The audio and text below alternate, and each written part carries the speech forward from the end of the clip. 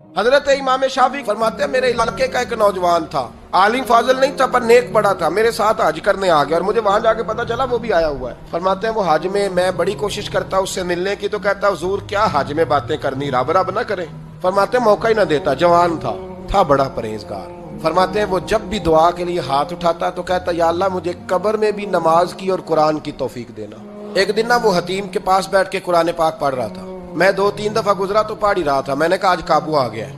میں اس کے پیچھے بیٹھ گیا اور میرے دل میں خیال تھا کہ جتنا بھی آج پڑھے گا نا میں نے اسے 2-4 باتیں کر کے ہی جانا ہے۔ اس نے قرآن مجید سمیٹا اور میری طرف دیکھ کے کہنے لگا حضور میں بھی آپ کا انتظار کر رہا تھا۔ کہتا میں خوش ہو گیا، لیکن اس نے کمال کر دی، جیب سے چند دینار نکالے اور کہنے لگا حضور آج ظہر کی نماز کے بعد نا میرا انتقال ہو جائے گا، تو یہ نا پیسے رکھ لیں، کفن خرید کے نا تو میرا جنازہ پڑھ کے تو یہاں جنت المعلا میں دفن کر دیں۔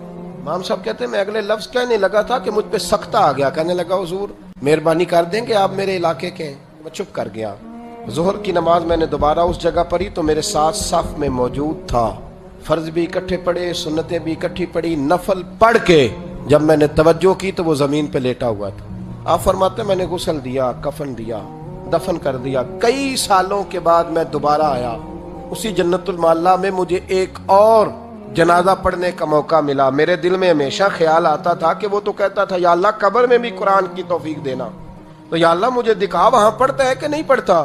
تو امام صاحب فرماتے ہیں وہ میرے دل میں بات تھی، اللہ نے موقع دیا، میں دوبارہ جنازے میں گیا تو جو قبر کھودی گئی وہ اس کی قبر کے بالکل ساتھ تھی۔ اچانک میری نظر پڑی تو قبر کی دیوار گر گئی، لوگ پریشان ہو گئے، کہنے لگے آپ عالم اب آپ بتائیں کیا کرنا ہے۔ تو کہتا ہے میں نے جھانک کے ذرا آگے دیکھا تو اندر بیٹھ کے قرآن پاک پڑھ رہا تھا، تو میری طرف دیکھ کے کہنے لگا السلام علیکم امام صاحب، یہ دیوار شیوار کوئی نہیں گری، یہ اللہ نے آپ کی دعا قبول کر لی ہے۔ آپ کو پتہ چل گیا نا رب نے مجھے قبر میں بھی قرآن پڑھنے کی توفیق عطا فرمائی۔ بھائی قرآن پاک سے دلچسپی، شوق پیدا کریں، ذوق۔ یار کچھ نہ ہو سکے تو اسے دن میں ایک دفعہ چوم کے سینے سے تو لگایا کرو، کبھی اس سے پیار تو کر کے دیکھو۔ یہ اللہ کی کتاب ہے اور اس کا ایک ایک حرف وہ ہے جس کی تشریح مدینے کے چاند